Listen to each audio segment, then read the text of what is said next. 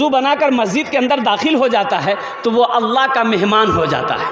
आहा, कितना मुक़द्दर वाला है वो, कितना वो मुक़द्दर का सिकंदर है जो अल्लाह का मेहमान हो। कुर्बान जाइए, हमारे मुखिया जी के यहाँ कोई मेहमान आ जाए, अगर वो रोटा बाज़ार तनवीर साहब के दुकान पर चाय पीने के लिए चला जाए तो कोई पूछे कि मियाँ कैसे ही नहीं पहचानू यार, बोले मुखिया जी मेहमान जी, ये तनवीर चाय दे, मलाई मारे चाय दे गया, काहे चाय दे भाई, इसलिए कि मुखिया जी का मेहमान है, ये प्रधान का मेहमान है, ये सरपंच का मेहमान है। और कुर्बान जाओ, मुखिया का मेहमान का हम इज्जत करें। अरे जो अल्लाह का मेहमान होगा उसका मकाम कितना बुलंद होगा। तो अल्लाह के मेहमान बनेंगे इंशाअल्लाह। कितने लोग बनेंगे, हाथ उठाओ इंशाअल्लाह। अल्लाह का मेहमान बनने के लिए आपको 5 वक्त की नमाज की पाबंदी करनी होगी। ऐ नौजवानों, मस्जिदों को आबाद करो, अल्लाह तेरे घर को आबाद करेगा। मस्जिदों को आबाद करो, अल्लाह तेरी ज़िंदगी को आबाद करेगा। आज हमारे हाथों से मस्जिदें निकली जा रही, आज हमारी हाथों से मस्जिदें निकली जा रही है। बाबरी मस्जिद चली गई, ओ ज्ञानवापी मस्जिद वाराणसी बनारस के अंदर में बहुत तारीख़ी मस्जिद है। कुर्बान जाओ, उस मस्जिद के अंदर में वहाँ का जो कोर्ट है, लोकल कोर्ट, हाई कोर्ट ने इजाज़त दे दिया कि ज्ञानवापी मस्जिद के तहखाने में मंदिर था और वहाँ पर शिवलिंग का क्या कहते हैं कि निशान मिला है, इसलिए पूजा की इजाज़त दे दो। आज अल्लाह अकबर कबीरा, ज्ञानवापी मस्जिद के तहखाने में पूजा की इजाज़त दे दी गई, पूजा शुरू है। 4000 मस्जिदों में हमारी उनकी नज़र है, 4000 मस्जिदों में।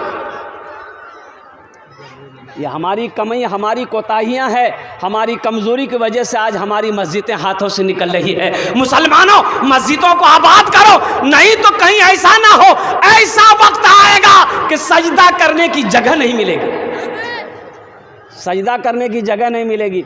इसलिए मस्जिदों को आबाद कीजिए, अल्लाह आपके घर को आबाद करेगा। मस्जिदों को आबाद कीजिए, अल्लाह आपकी ज़िंदगी को आबाद करेगा। ऐ नौजवानों, अपनी पेशानी को सजदों से सजाओ, अल्लाह तेरे चेहरे पे नूर पैदा फरमा देगा। अपनी पेशानी को सजदों से सजाओ, अल्लाह तेरी रोज़ी को बढ़ा देगा। अपनी पेशानी को सजदों से सजाओ, अल्लाह तेरी उम्र को बढ़ा देगा। अपनी पेशानी को सजदों से सजाओ, अल्लाह इज़्ज़त की ज़िंदगी यहाँ भी देगा, आखिरत में भी देगा।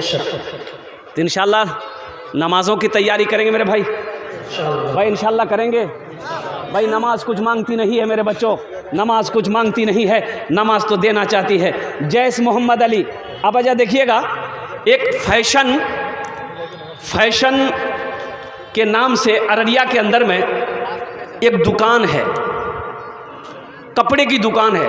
और ये जो भाई हैं, 4 भाई या 5 भाई हैं, मुझे ज़हन में बात नहीं है, शब्बीर, अब्दुल रशीद और क्या क्या नाम है, क्या कुर्बान जाइए, बड़ा होलसेलर है, मुसलमान है अररिया के अंदर में। और मैं आपको बता नहीं सकता हूँ मेरे भाई, इन लड़कों के तक़वे को मैं आपको क्या बयान करूँ, इन लड़कों की परहेज़गारी को मैं क्या बयान करूँ। जब अजान होती है तो सारे भाई मस्जिद के तरफ दौड़ने लगते हैं। दुकान में हज़ारों लोग, सौ लोग बैठे हैं कपड़ा लेने के लिए, लेकिन जब तक नमाज नहीं पढ़ लेगा उस वक्त तक किसी को कपड़ा नहीं देगा। आज हम बिजनेस पकड़ कर बैठे रहते हैं, अज़ानें हो जाती हैं, कुर्बान जाओ, नमाज का परवाह नहीं है। तुम नमाज पढ़कर तो देखो, अल्हम्दुलिल्लाह।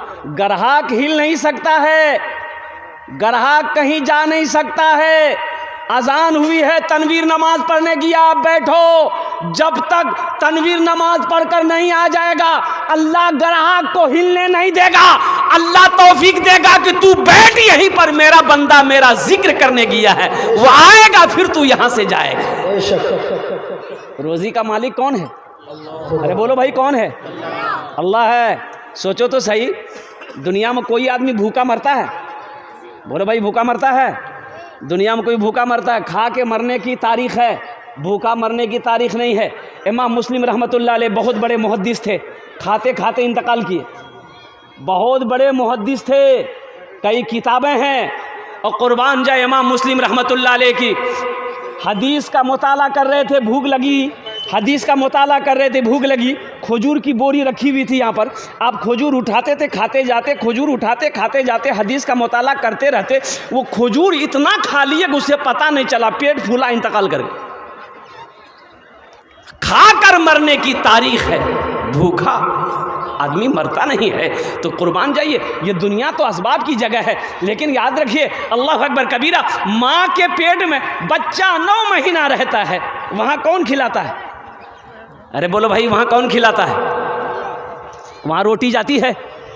अरे रोटी बच्चा खाता है? भात खाता है? नहीं खाता है।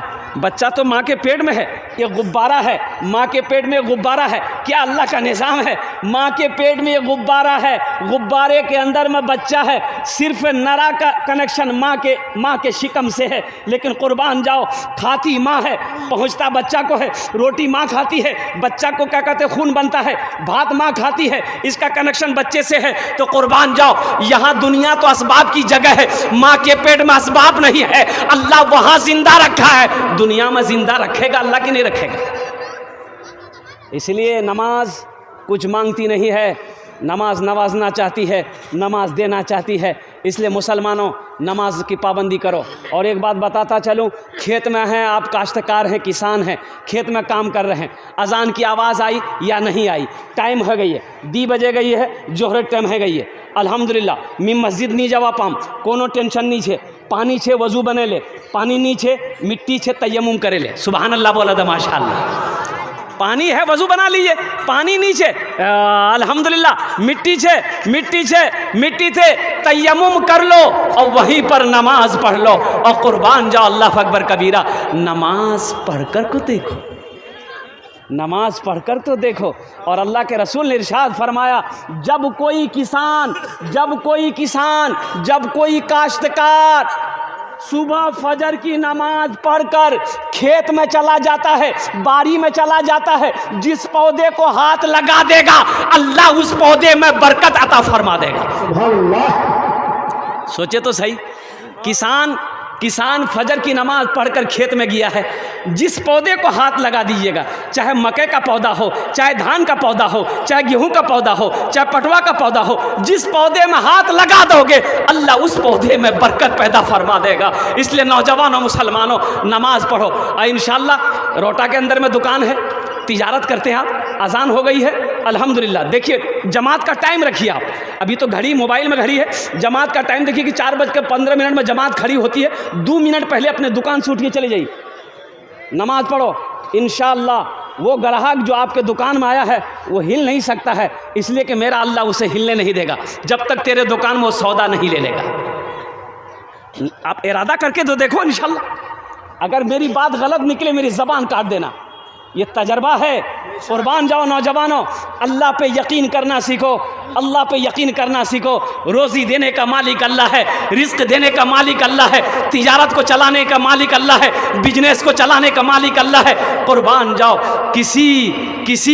किसी नौजवान, ओहो बताया गया, अल्लाह के रसूल सल्लल्लाहु अलैहि वसल्लम जा रहे थे, रास्ते में तो एक बद्दू देहात का आदमी था, काश्तकार था।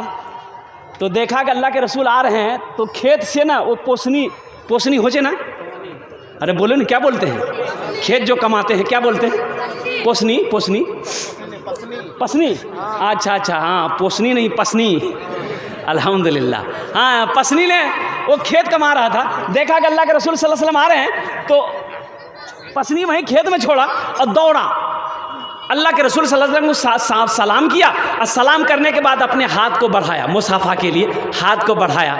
तो अल्लाह के नबी सल्लल्लाहु अलैहि वसल्लम ने अपने हाथों को बढ़ाया मुसाफा करने के लिए।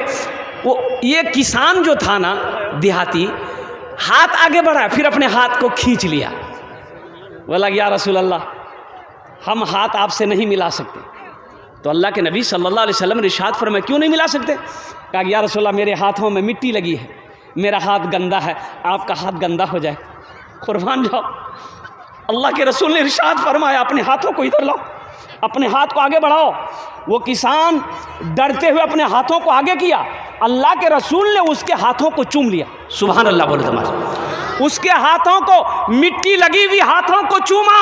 और अल्लाह के रसूल ने इरशाद फरमाया, ए शख्स सुनो, जो हलाल रोजी कमाने के लिए मेहनत करे, उसके हाथों में मिट्टी लग जाए, बदन में मिट्टी लग जाए, जिस हिस्से में मिट्टी लग जाएगी दोज़ख की आग उसे नहीं जला सकती। दोज़ख की आग उसे नहीं जला सकती है।